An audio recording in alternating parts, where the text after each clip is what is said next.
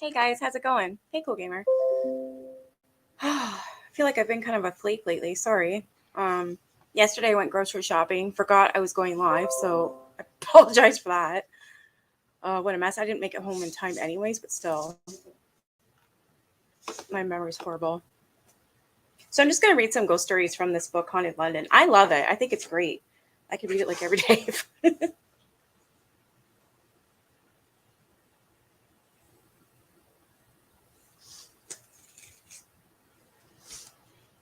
Okay. And the picture I have up here is of Winston Churchill, and the one on the left is his ghost in London. And I don't know what they call these in London, but for me, this would be like a subway station, I believe. But that's supposed to be his ghost, if you guys can see that. Like there's his arms and whatnot. It looks pretty cool.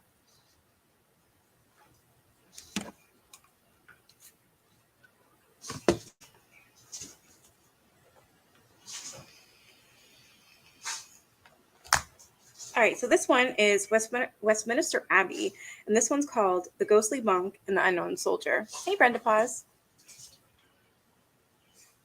So in the 6th century, the area of Westminster was an inhospitable island that rose from the marshy banks of the River Thames at the point where Turbine Stream joined it. It was a location chosen by Cerbert, the newly converted king of the East Saxons, on which to build a church dedicated to St. Peter. The church was to be consecrated by Mellitus, the first bishop of London. Legend tells how, on the night before the consecration, a fisherman rowing along the south bank of the Thames was stopped by a cloaked stranger who asked to be taken across the river. As the vessel reached the opposite shore, the new church was suddenly illuminated in a celestial brilliance, and singing angels filled the blazing night sky. Huh. I don't know if I believe this one. Hey, Teresa. Hey, Rab.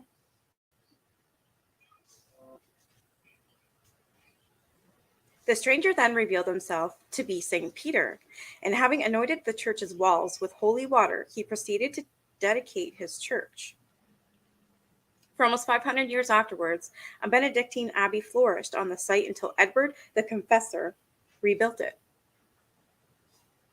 A few days after the abbey's reconsecration in January 1066, Edward died and Harold was crowned king.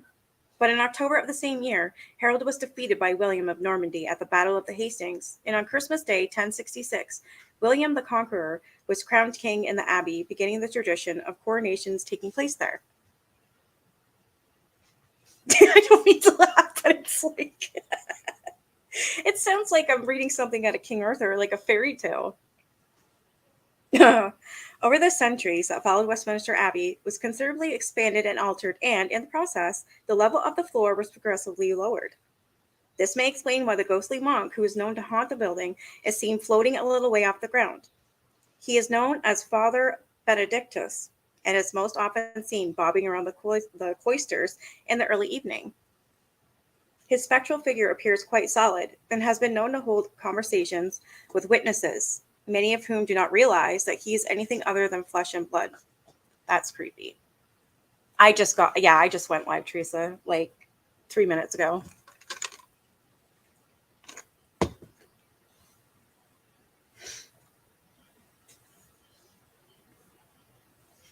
In 1900, he kept a group of visitors entertained for a good 25 minutes as he drifted around the cloisters and then backed slowly towards a wall where he melted into the fabric. Can you imagine? Hey, Deb, that would be creepy.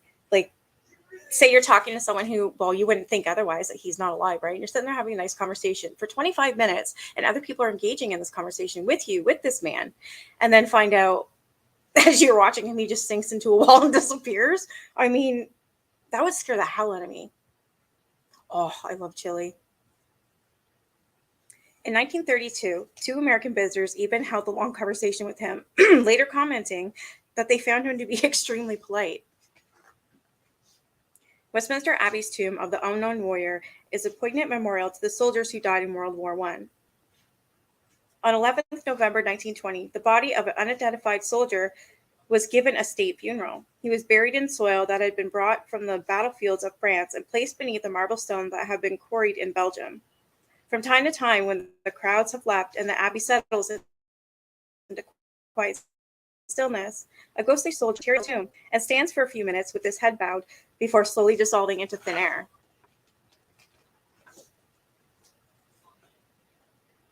For you guys that just came in, so this photo I have up here is Winston Churchill, and this one on the left here is apparently his spirit that's seen in the London subway.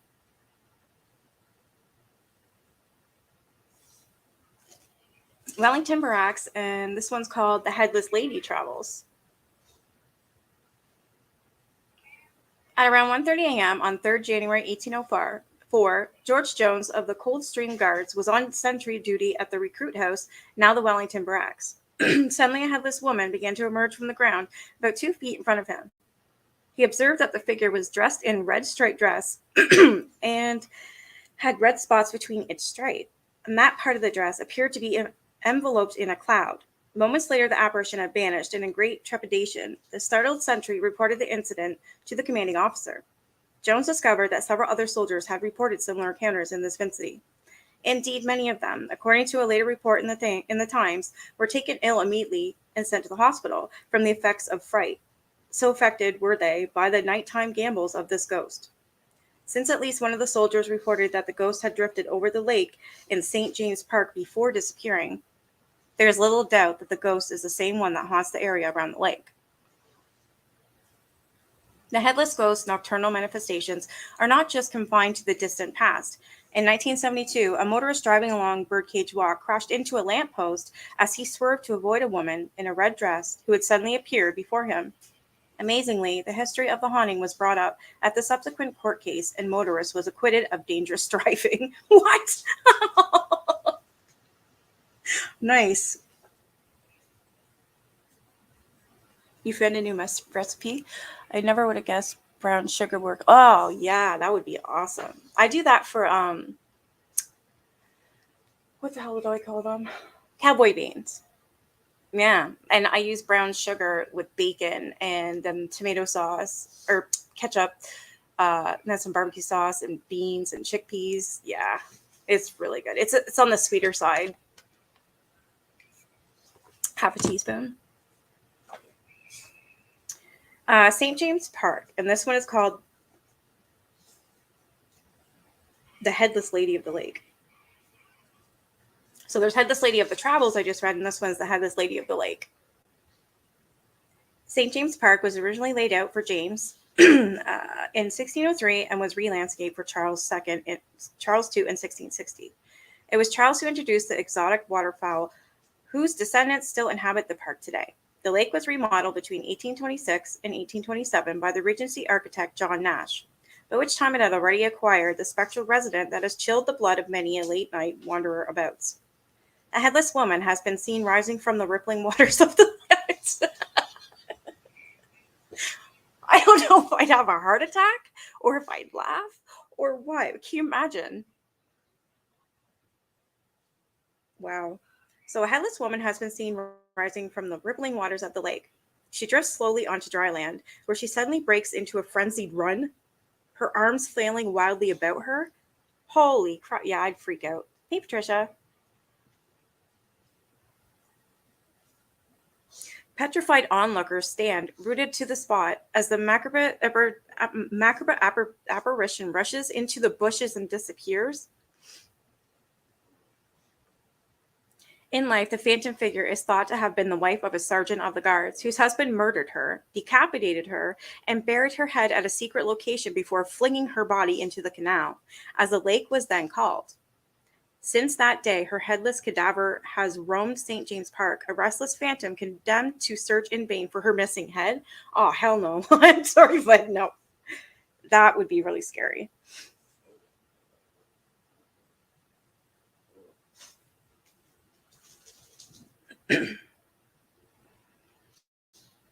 This one's called St. James Palace, and it's also titled The Sickly Smell of Ghostly Blood. Huh. Okay. Built by Henry VIII, St. James Palace remained one of the principal residences of the kings and queens of England for more than 300 years. Its most famous haunting, however, dates from the first half of the 19th century. In the early hours of 31st May 1810, the brother to George and William Ernest Augustus, Duke of Cumberland, was awoken from a deep sleep at around 2:30 a.m. by what he thought was a bat fluttering around his chamber. The next thing he knew, he was subjected to a ferocious attack. A sharp-bladed weapon began slashing at his padded nightcap and gown. The Duke attempted to deflect the blows, but his hands and wrists were cut, and he screamed for help in desperation. A valet by the name of Cornelius Neal rushed to assist him and found the Duke's regimental saber lying on the floor by the door covered in blood. A doctor was summoned, and all his wounds were being treated. Cumberland asked for his other valet, Joseph Sellis, to be sent for. Two servants went to rouse him, but as they approached his room, they were startled by a strange gurgling sound from within. Opening the door, they found Sellis lying dead on his bed. His throat had been cut back to the spine, and his head was almost severed from his body. A hastily convened inquest concluded that the dead valet had, for reasons unknown, attempted to murder his master and had returned to his room to commit suicide in remorse. Okay.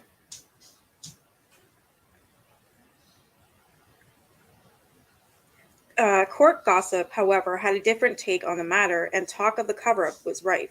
Some said the Cumberland had actually murdered Sellis and pointed out that the valet's hands were found to be clean, although there was a blood-stained water in his wash basin. Would the valet, the doubters wondered, have had the time or the inclination to wash his hands, having apparently almost cut his head off? Well, yeah, that doesn't make sense.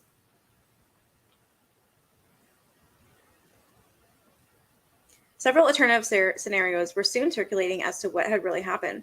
One version maintained that Sellis had found the Duke in bed with his wife and in an ensuing struggle had been killed to stop him exposing Cumberland's adultery. Another theory held that Cumberland had seduced Sellis's daughter, who, finding herself with child, had killed herself. When Sellis confronted his employer, the Duke had silenced him forever to avert a scandal.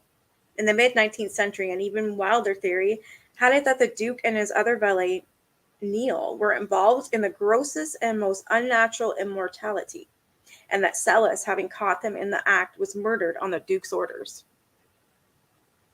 Whatever the truth, there are occasions when the old palace has settled at night when the ghost of Sellis has been seen walking the corridors, a gaping wound across his throat, the sickly sweet smell of fresh blood trailing in the spectral wake.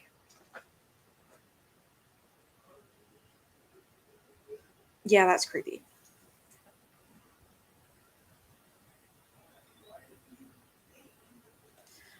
The old Duke of Connaught, built in 1825 for the Duke of Clarence, who later became William. Clarence House was for many years the London home of Her Majesty and Queen Elizabeth, the Queen Mother, of 1900 to 2002. Following her death, the house became the abode of her beloved grandson, Prince Charles, from 1990 until his death in 1942. Arthur, Duke of Connaught, the third son of Queen Victoria, lived at the Clarence House, and it is his ghost that is reputed to haunt it.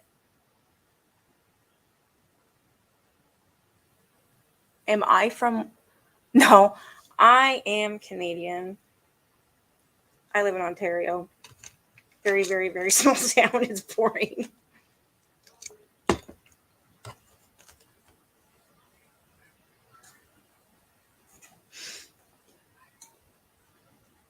During World War II, the palace was transformed into the offices for the Foreign Relations Department of the British Red Cross Society.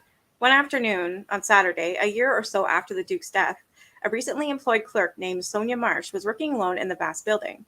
She became decidedly uneasy and was convinced that someone, or something, was watching her. Peering into the darkness beyond her desk, she saw a grayish, misty, triangular shape drifting towards her. Petrified, she leaped to her feet, grabbed her coat, and rushed from the building.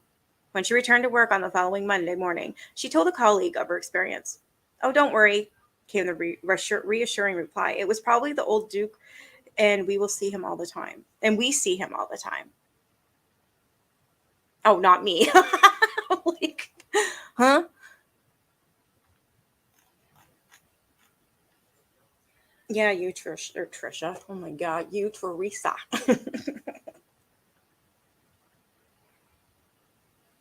Okay, this happened at St. James Palace, and this one's titled "When Death's Herald Came." St. James Place is quite enclave hidden away from the busy main thoroughfares of London's West End. Number 19 is a slightly dilapidated building that is painted a vivid shade of yellow and seems to cower behind the larger surrounding properties. For much of the 19th century, two spinster sisters, Anne and Harriet Pearson, owned the house. The two sisters were deeply devoted to one another, and when Anne died in 1858, Harriet opted to live alone in the house they shared for so long.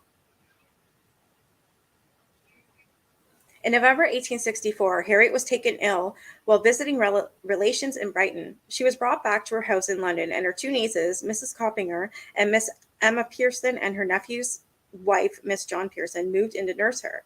On 23rd December, a heavy snowstorm swept across the capital, and a thick mist descended upon St. James Place.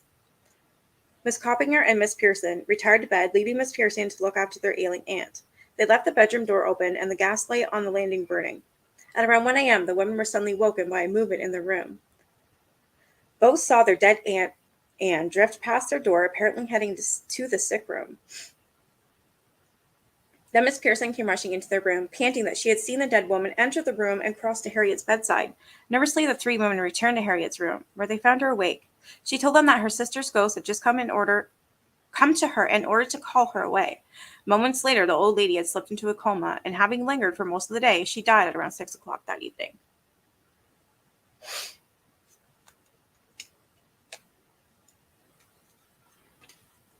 Hey, Aunt Frida.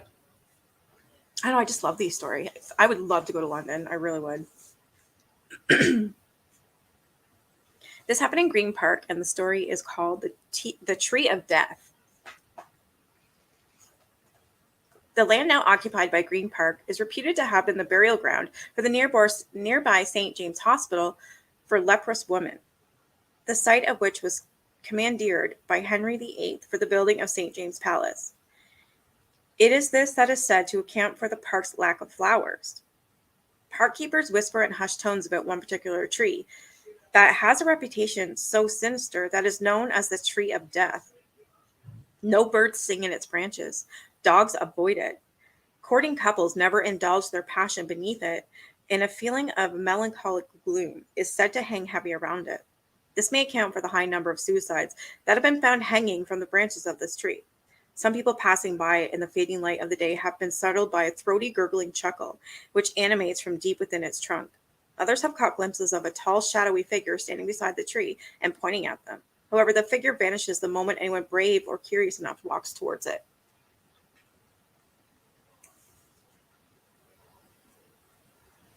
Yeah, I'd avoid that tree at all costs. This happened at Buckingham Palace, and this one's called A Ghostly Monk and a Suicidal Spectre. Built in 1703 for John Sheffield, the Duke of Buckingham, Buckingham House became a royal palace when it came into the ownership of George III, who began an extensive restoration that would continue through the reigns of George and William. Queen Victoria, however, was the first monarch to actually live in the palace, since when it has been the principal London home of all her successors. Tradition maintains that long before the palace was built, a monk at the monastery that once occupied the site was involved in an indiscretion that resulted in his being starved to death in the punishment cell. Londoners don't fuck around. Like, they're horrible. Back then, anyways.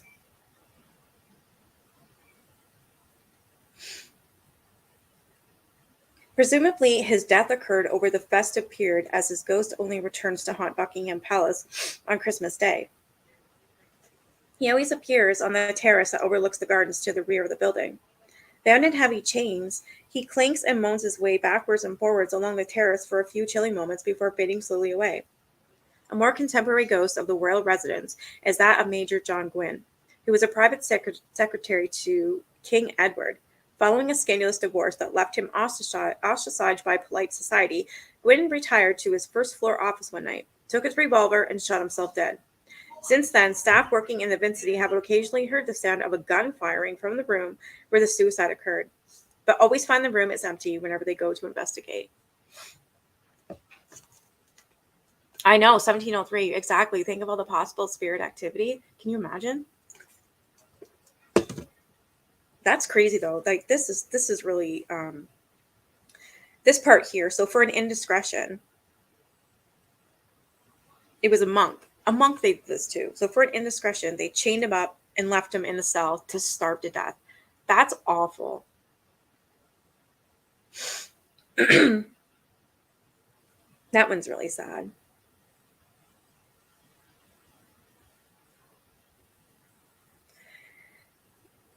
Then it says down here at the bottom, it says, should the royal family decide to spend Christmas at Buckingham Palace, they might might meet the acquaintance of its ghostly monk. I hope they do. This happened at Westminster Cathedral, and this one is called The Dissolving Cleric. On every count, Westminster Cathedral is an impressive foundation.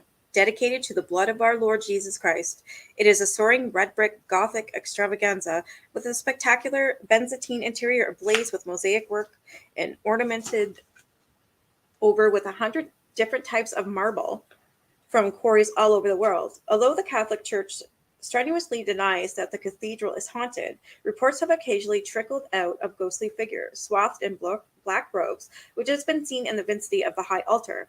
In July 1966, on duty night, they saw a challenge and challenged the figure only to watch it dissolve into nothing less before him.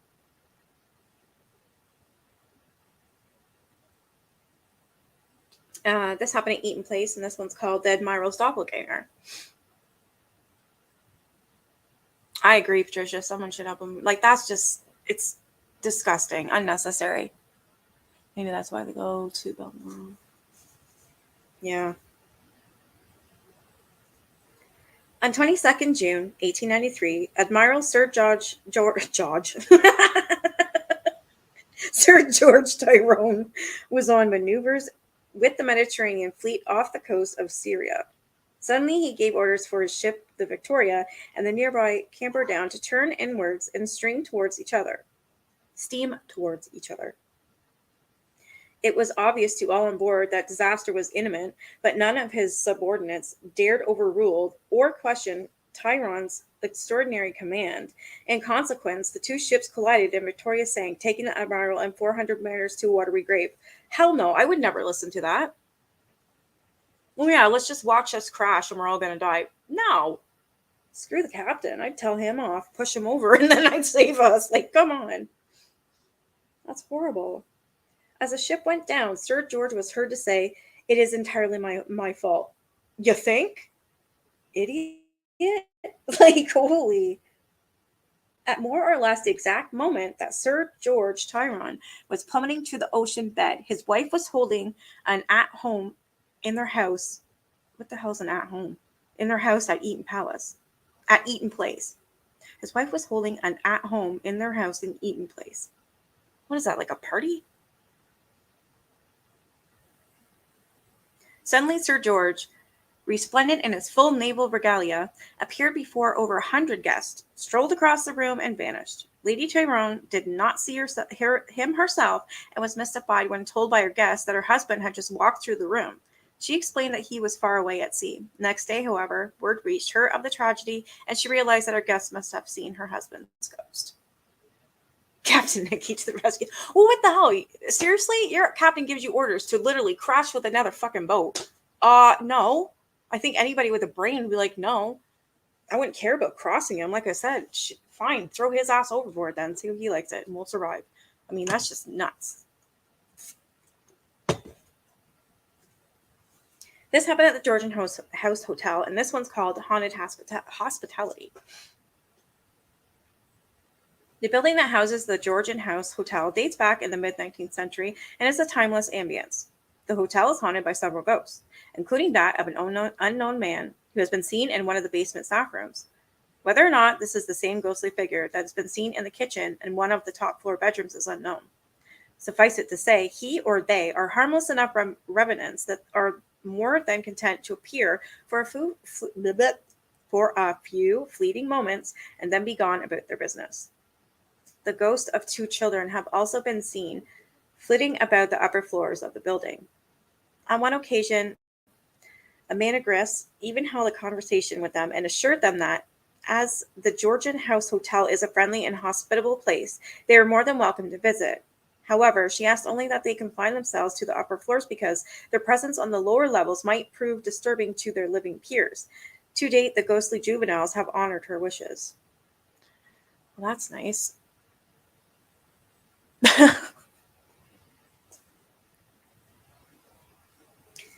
This one happened, I guess, at Morpeth Arms, and it's called It Lurks in the Cellar.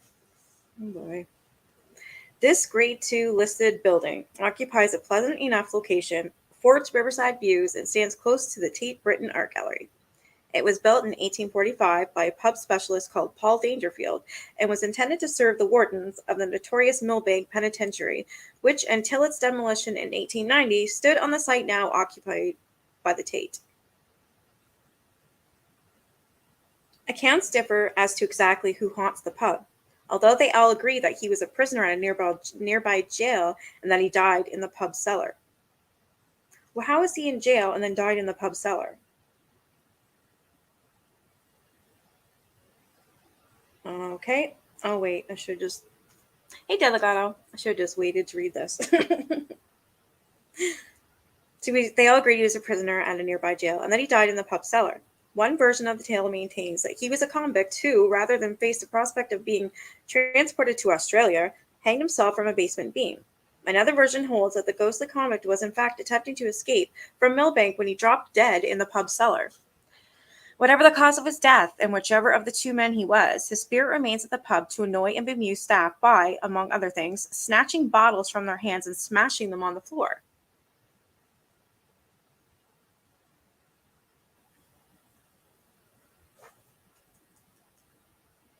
Yeah, it was called the Millbank Penitentiary.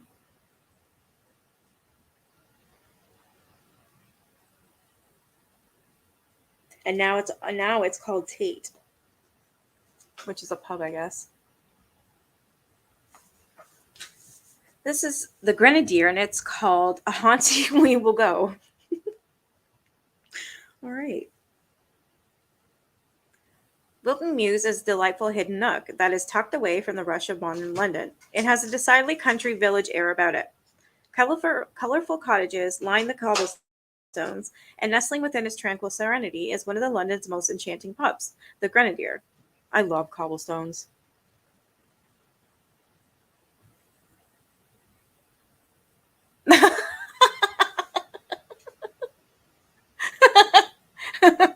Oh my god, the Eaton place. Yeah, it was like Eaton.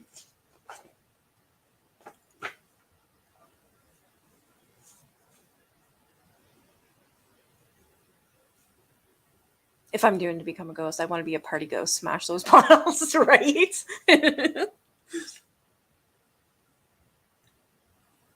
Reputedly, the pub's upper floors were once used as the officers' mess of a nearby barracks, whilst its cellar was pushed into service as a drinking and gambling lair for the common soldiers. It is here that a young subaltern is said to have been caught cheating at cards. What? Oh yeah? Tell him I bought all the ribs at Independence. We ain't getting none. Don't hit me. That's what you wanted me to do. Yeah? Yeah. Well, wait till I see him next. I'll smack him. Well, you can't. Whatever. Shoot, where was I? You distracted me, kid.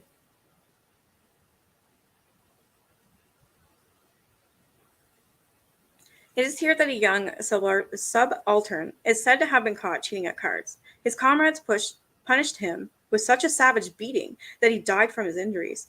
These freaking Londoners are savage, like horrible people. I've never heard anywhere else, back then to now, of anybody being, I don't know, like harmed this bad. It's really crazy. Although the year in which this occurred is not known, the month when it happened is believed to have been September, as this is when the pub experiences an onslaught of supernatural activity. A solemn, silent specter has been seen moving slowly across the low-ceiling rooms. Well, of course he's moving slowly. He got the shit beat out of him. Who am I smacking? Oh, my son's father. He just told my kid to come out here and flick me on the fucking forehead. It hurts. Like, ow. I'll remember that.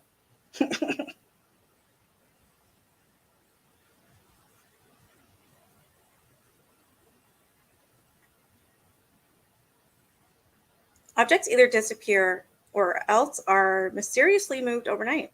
Unseen hands rattle tables and chairs, and a strange icy chill has been known to hang in the air, sometimes for days on end. Footsteps have been heard pacing anxiously around empty rooms, while every so often a low, sighing moan has been heard emanating from the depths of the cellar. On one occasion, a chief superintendent from New Scotland Yard was enjoying a drink in the pub when wisps of smoke began to waft around him. His curiosity aroused, he reached towards the apparent source of the smoke and, with a cry of pain, pulled his hand quickly back as an invisible cigarette burnt it.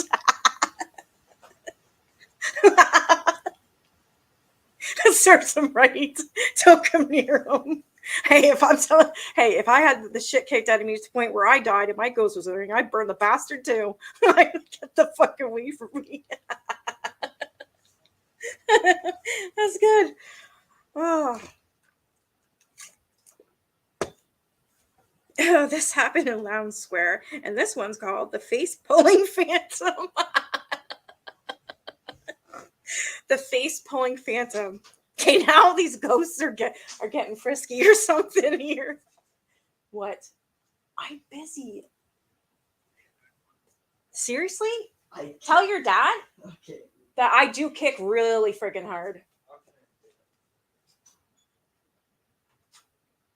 Son of a bitch. So this is called the face pulling phantom.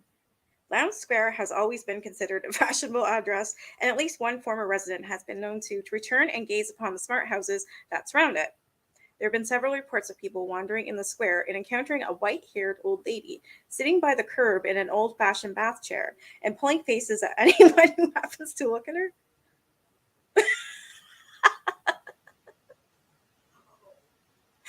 A spider bit me at a retro showing of the original Nosferatu in a theater. It was ironic. So if anyone looks at her, she's gonna pull their faces, okay? She is reputedly the ghost of an old woman who, in the early part of the 20th century, suffered a stroke and was brought to live with her daughter and her family in Lowndes Square. On sunny days, the daughter placed her mother in her bath chair and wheeled her into the street so that she could watch the world go by.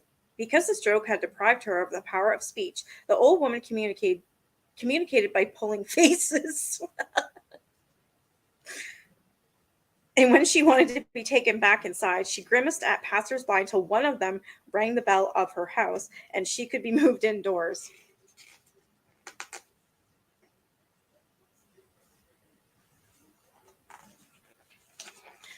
Yeah, I don't think a lot of women like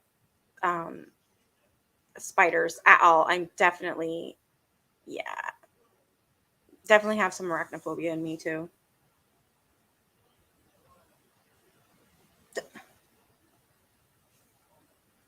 Leland? Sorry, hold on a minute.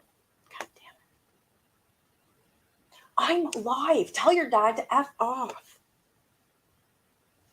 Wow.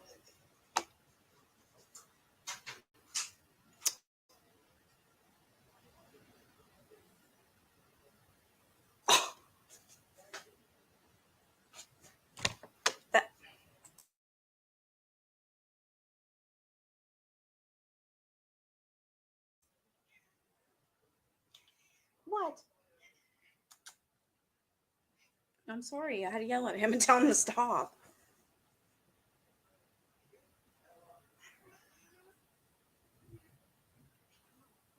Do you want to get him? Is he bugging you too? I'm sorry, kitty.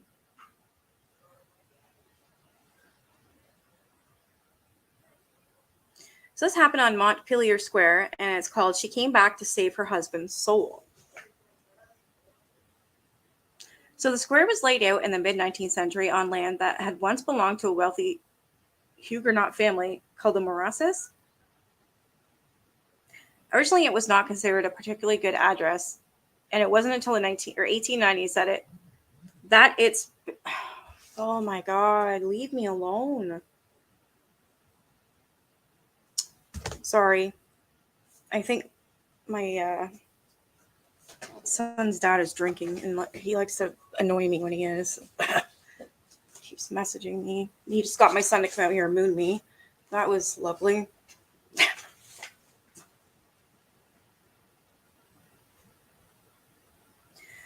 Okay, so originally it was not considered a particularly good address, and it wasn't until the 1890s that its star began to wax and it became a sought after place to live.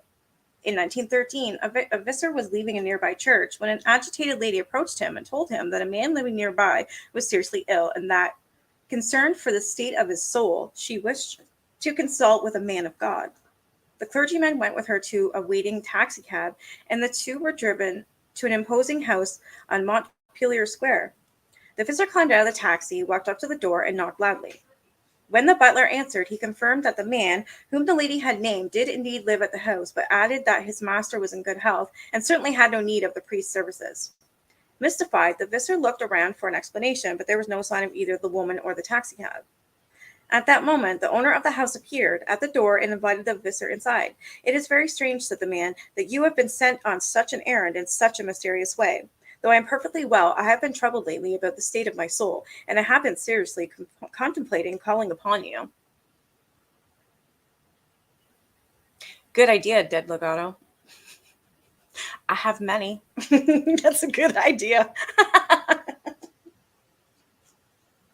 The clergyman stayed for a few hours as the man unburdened his conscience, and it was agreed that his new acquaintance would come to church the next morning and that they would continue their discussion after the service.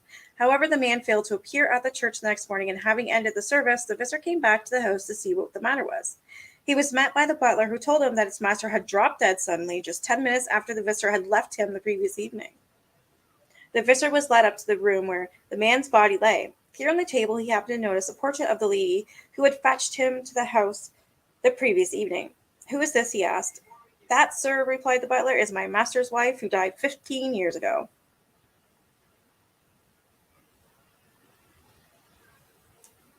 Okay, I'll be right back. I have to grab a drink really quick. It'll be like 6 seconds.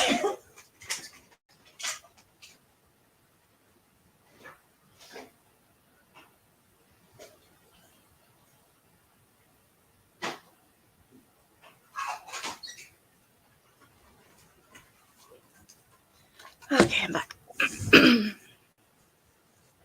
Hog noses are such derpy babies. They're so stupid.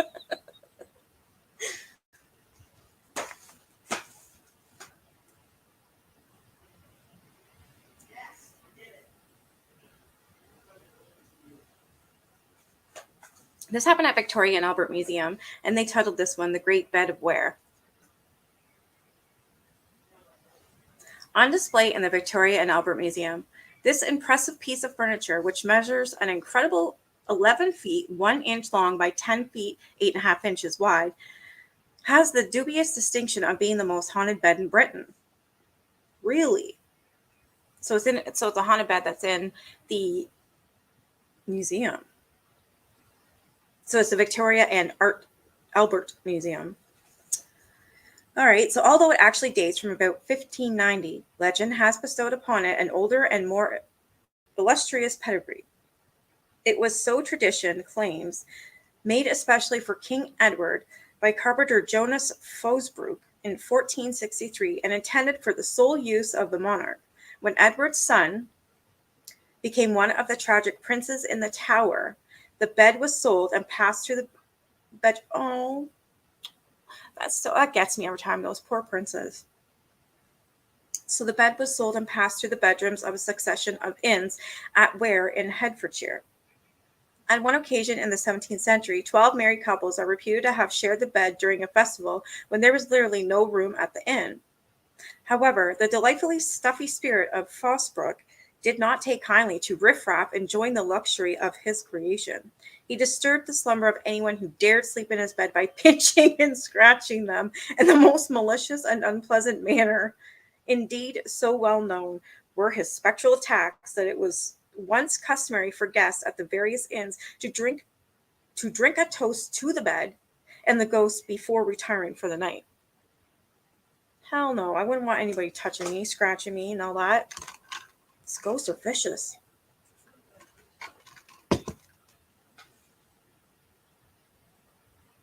What's your great news? Tell me. Speak, woman, speak. Hopefully it's something to do with, oh my God, I just realized your bitch. Is that a Walmart girl? Oh my God. Wow. Can you guys see our fucking picture? That is, yeah, it's got to be Walmart. One of those Walmart ladies.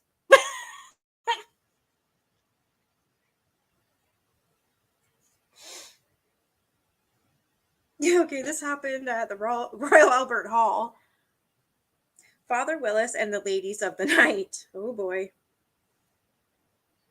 The Royal Albert Hall stands on the site of Gore House, the former home of Marguerite, Countess of Blessington, whose extravagant lifestyle and subsequent bankruptcy led to her abandoning England for Paris, where she died in poverty. Do you notice that too? It's like, what the hell?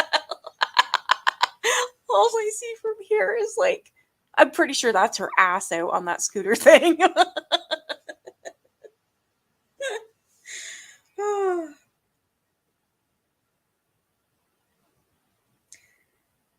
Alexis Sawyer then transformed the house into a flamboyant restaurant, but this was forced to close within 5 months. The Royal Commissioners for the Great Exhibition purchased the property, demolished the house, and built the Royal Albert Hall on the site in commemoration of Queen Victoria's husband, Prince Albert. Several ghosts are said to haunt the building. The first is that of Henry Father Willis, who designed the 150-ton organ, which had an impressive 9,000 pipes and was the largest instrument of its kind when it was built. Why are you laughing at me, pretty much? Oh, good. I'm glad. I was going to say, I hope it's medical. I got approved for state insurance. They'll cover all my expenses, just a small. Oh, yay! That's awesome. Okay, well, if it's your ass, then I'll lie to you and tell you it's cute. We should do that one day if we want to laugh. I'll do members only. We should look at the people at Walmart. I can't remember who showed me, but they're like, you got to see this. Actually, I think it was my son's father's mom. Yeah, it was her. She's like, you ever seen the people at Walmart? I'm like, yeah, I go there. She's like, but have you seen them? I'm like, what are you talking about? She's like, the people at Walmart. I'm like, okay, you're going to have to explain. I'm like, yeah, I shop there. I've seen customers. And she goes, no, people that go in Walmart who will wear like a tube top and they're 500 pounds, or there'll be like a guy walking around with like hot pink stockings just being silly. Or like the picture that Deb has, it's like, okay, so she showed me some. Oh my God. No, don't fight that. I don't know if you're into crafts or anything like that and you're very talented, which I would imagine you are. You seem to come off like that. If I was you, I would just start selling stuff on Etsy. Yeah. Or start reading people because you're really good with that too.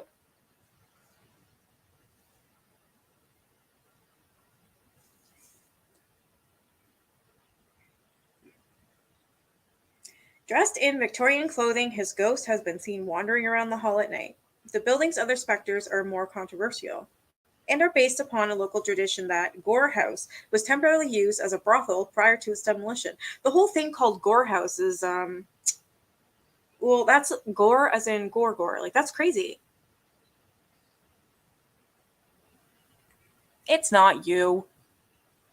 I'm very gullible. Don't tell me it's you. I'm going to feel like a dick. Each November, 2 Victorian ladies of the night are said to roam along the upper gallery level and can be seen walking into one of the toilets. Their arms are linked and they remain oblivious to any comment made by those who encounter them. Indeed, as one employee at the hall put it, it's as though they are walking in their time, not ours. Okay, that's fine, but what happens to them?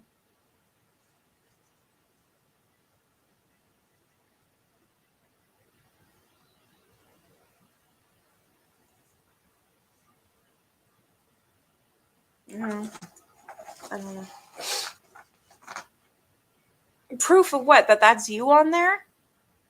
If there's no way. Hey, Benny, there's no way that's you. Stop it, because you're going to make me feel really bad. I'm too sensitive.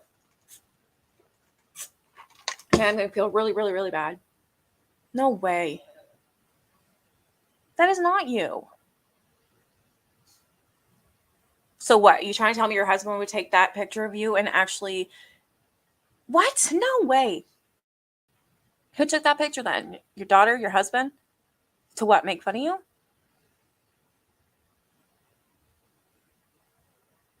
Okay, I'm reading something else. Okay, this happened at Kensington Palace, and this is called Why Don't They Come?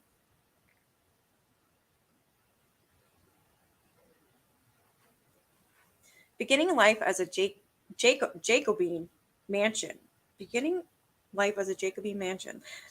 This house became a royal palace in 1689.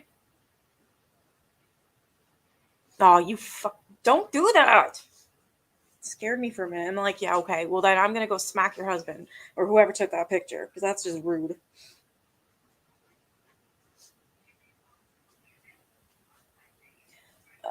Okay, so this house became a royal palace in 1689 when William III bought it in the hope that its pastoral location and alleviate his chronic asthma. He thought his pastoral location would alleviate his chronic asthma. Okay, that's weird. Architects Sir Christopher Wren and Nicholas Hawksmoor subsequently renovated the building, and following William's death, Queen Anne, who died here from an attack of apoplexy, I don't know, brought on by overheating, lived here. Yeah, you had to have got it off a Walmart site. Oh, I'd go look, Deb. I know there's no way that's you. So George I and George II all chose Kensington Palace as their favored London residence. George II's last days were spent at Kensington Palace, anxiously awaiting long overdue dispatches from Hanover. Sorry.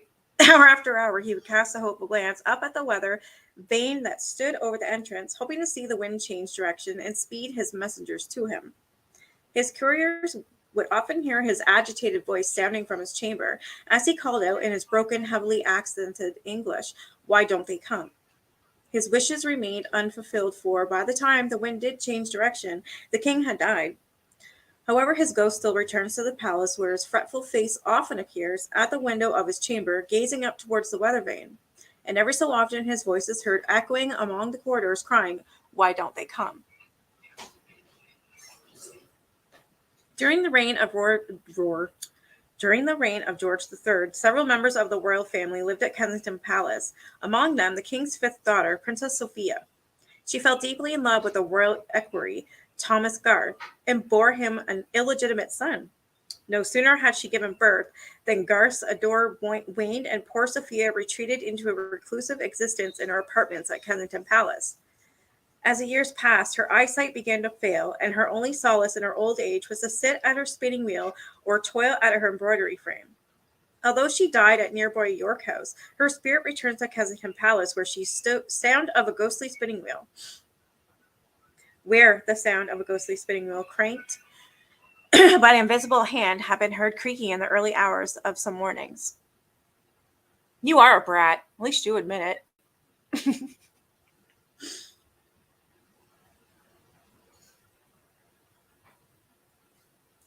This happened at Holland House, and this one's called 3 Drops of Ghostly Blood. Although devastated by bombing in World War II, enough of its facade has survived to remind us of what a fairy tale place Holland House must have been. It was built in 1606 for Sir Walter Cope, Chancellor of the Exchequer, to James I, and in his will, Cope left the house to his wife on condition that she did not remarry. When she did, the house passed to their daughter, Lady Rich, whose husband was created Earl of Holland in 1624. He was beheaded for his royalist sympathies during the Civil War. What? They beheaded somebody because he had sympathy? That's fucked up.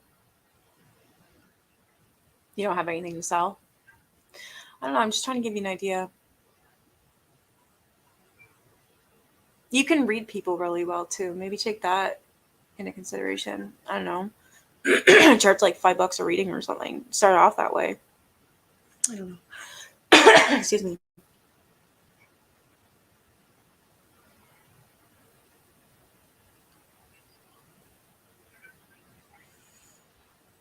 The house was later restored to Lady Holland and was passed down through successive generations of the family until Henry Fox, 1st Baron Holland, purchased it in 1763.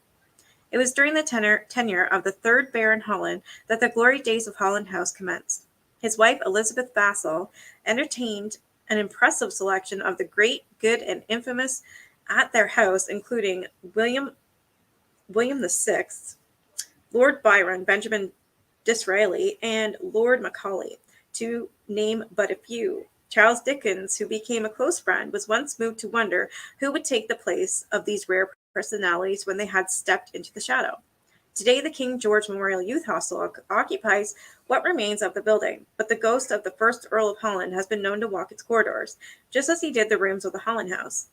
In the past, the Earl's appearances were preceded by 3 drops of blood, which appeared alongside a hidden door. Then, as the clock chimed midnight, his phantom materialized from within the hidden recess, his head tucked firmly under his arm. Drifting his way about the building, he surveyed the rooms and corridors of his old home until, as the first rays of dawn stretched across the grounds, the Earl returned to the hidden door to fade away once more. Screw that. Some ghost holding his head. There you go. Patricia said she'll pay you $5. $5, $5, $5. That's what I think too, yeah.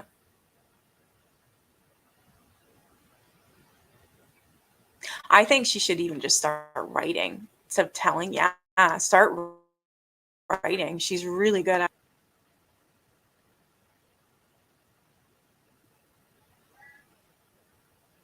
Yeah, like that that one thing that you did for Katie Joy. That was awesome. Not only funny, but it was really, really good. I don't know. I try to get back into your, like, just start even with short stories. I have a friend that actually her name's Erin, and I could contact her and she'd probably be able to help you out with making money on that.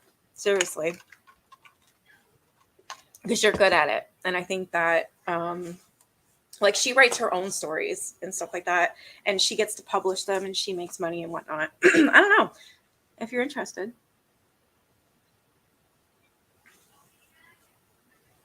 This happened at Coronet Cinema.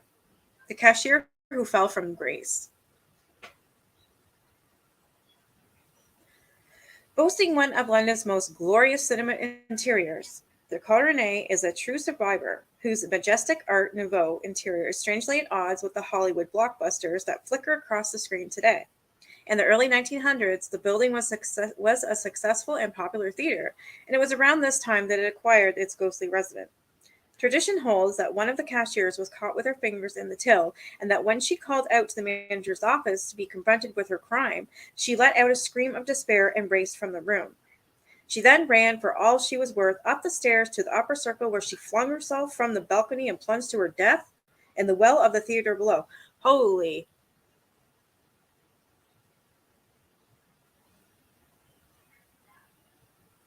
You have published it, yeah. I don't know, just start writing short stories or something.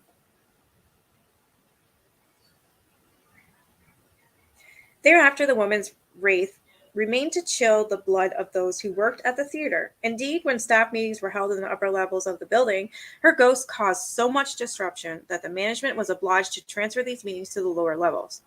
Agitated footsteps have also been heard racing up the stairs towards the balcony, from which long ago she took her plunge into the hereafter. Since the tragic event occurred at Christmas, it is during the festive period that the ghostly activity mostly often occurs. That's what I mean. I'll see if I can help you. Yeah, there you go. Write a story about me and my ghosts. Make it funny and then scary or something. I don't know. It'd be cool.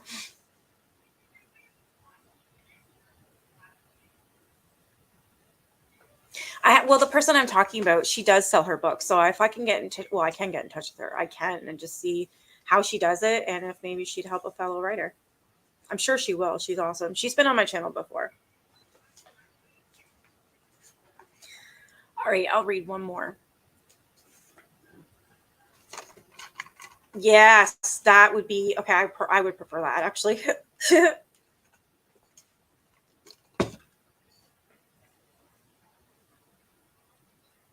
You need to write and do a video with my ghost. Do it. Yeah, that KJ story was everything, right? Wasn't it funny? It was really good. Well, that's what I meant, Teresa. I didn't want to say it out loud in case she wasn't still doing it or didn't want me to. But yeah, the crochet projects. That's what I thought too. All right, I'm going to read one more. This one's happened in Cambridge Gardens, and this one's called The Phantom Bus. I loved it. It was really good.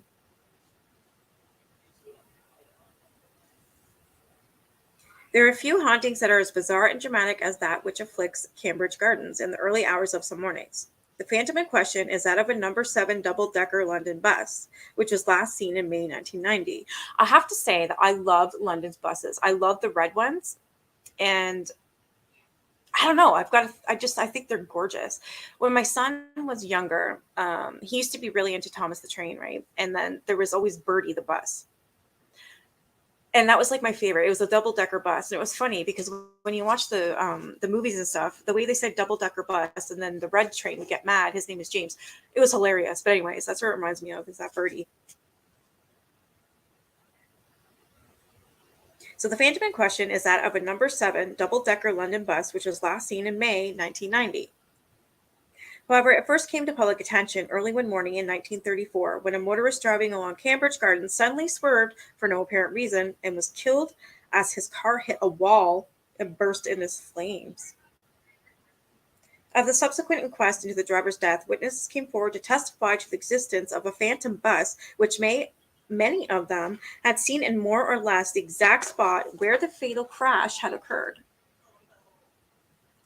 They told how it would always appear at about 1:15 a.m., the time that the crash had occurred, and they spoke of their terror as it came racing along the center of the road towards them.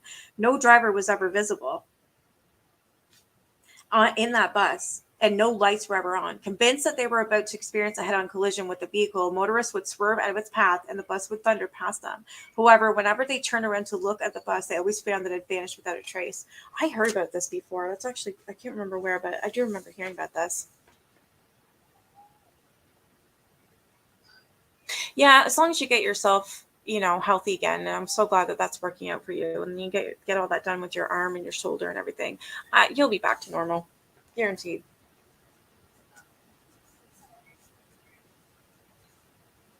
I'm just happy that it's finally taken care of, like the money situation, anyways, because that was heartbreaking.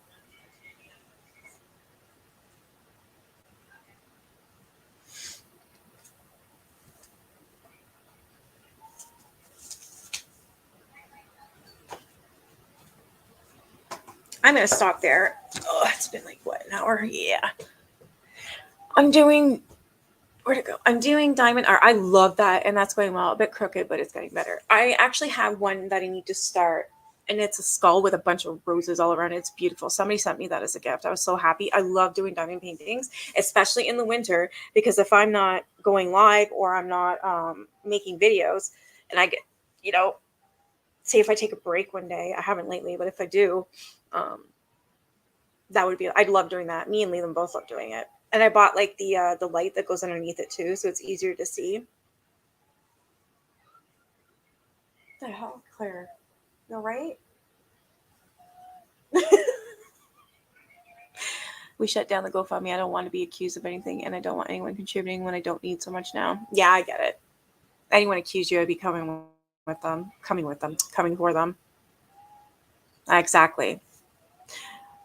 That is the healthcare system.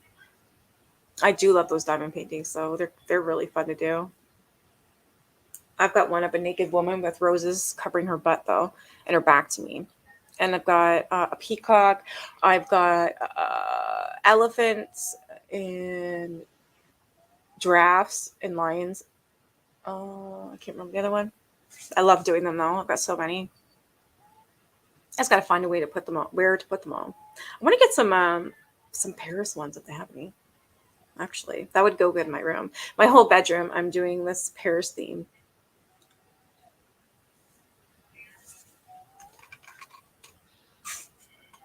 It's pretty cool though. Do you think this is real, Deb? The photo I have up of Winston Churchill's ghost?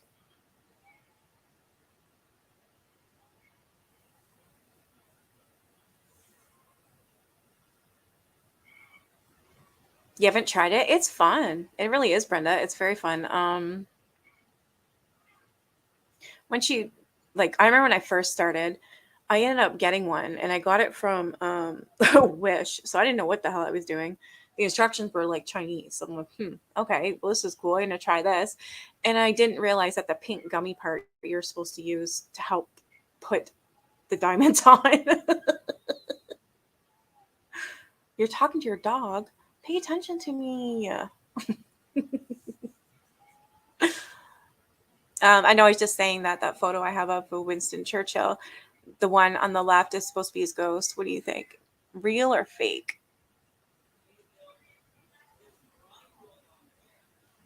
Yeah, I'm happy too, Teresa. I get big ones, Brenda, just because like the diamond paintings, you get big ones because then you can frame them and put them up on your wall. And once they're done, they're beautiful. They shine like no tomorrow. They're really, really pretty. They're really pretty. And they take you a while to do unless you're constantly doing it like every day, all day. But they will take a while. But I figure with the winter months, it gives me something to do when my son's in school. Yeah, it does look more like, yeah, Alfred.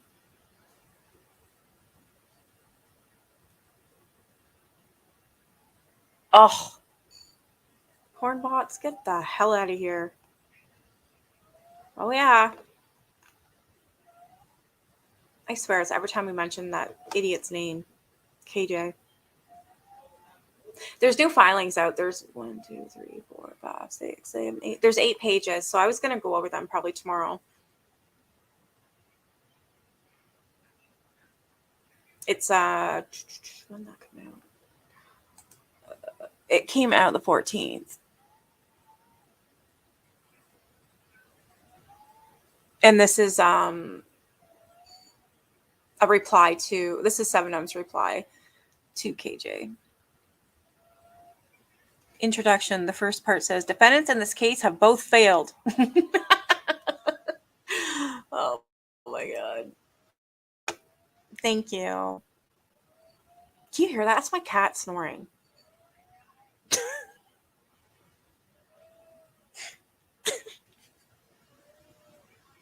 That's squeaking or whatever.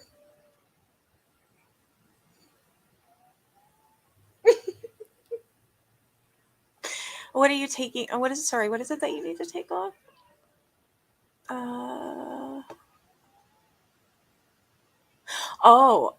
You go into your YouTube studio. Like if you go into your page, here, I'll show you real quick.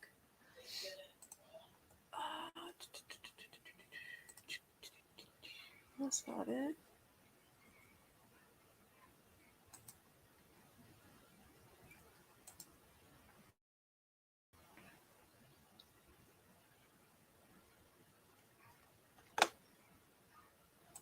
I'm just gonna I'll share it.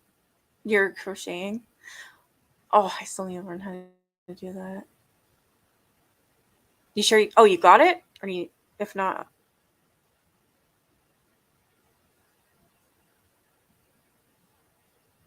oh, Yoda. My mom loves Yoda.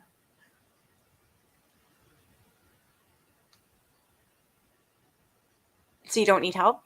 I was gonna say video. I'll share my screen. That's what I do. Just go onto YouTube, and go onto your own channel, and then it will say. I usually go into manage videos, and it will take you right to YouTube Studio.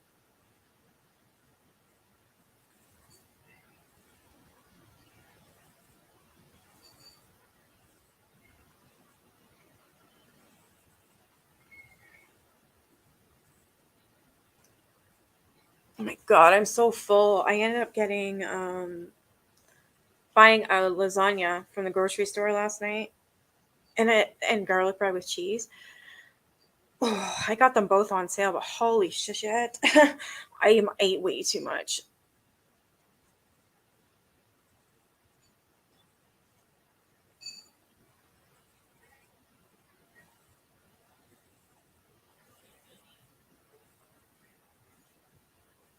All right, well, I think I'm gonna end it here unless you need me. I have to make the ears and stuff. Oh, that's gonna be so cute. I really want. I need one of those for my mom. She's obsessed.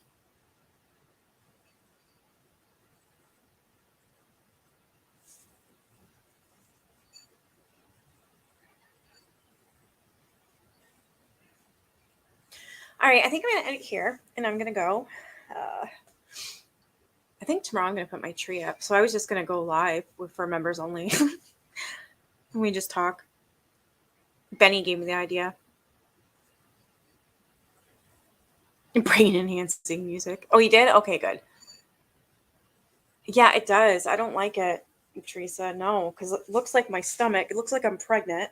Like, seriously, I've gained some weight. I think it's because there's nothing to do and it's cold out. And yeah, I'll only go out when it's beautiful out. But it's been snowing the last, 4 days? Cold? No, I'm good. And I don't exercise, so I don't know how I'm going to get this off my gut. But I don't know. I'll figure it out. All right, I'm gonna go, and I have. Oh yeah, I made a video. It's about sister wives and KJ. It's out tomorrow at 9 a.m. I don't know. I might go live about the lawsuit. I don't know though, because I think everybody else did. I hate going out when it's cold. Yeah, I agree. I don't like it.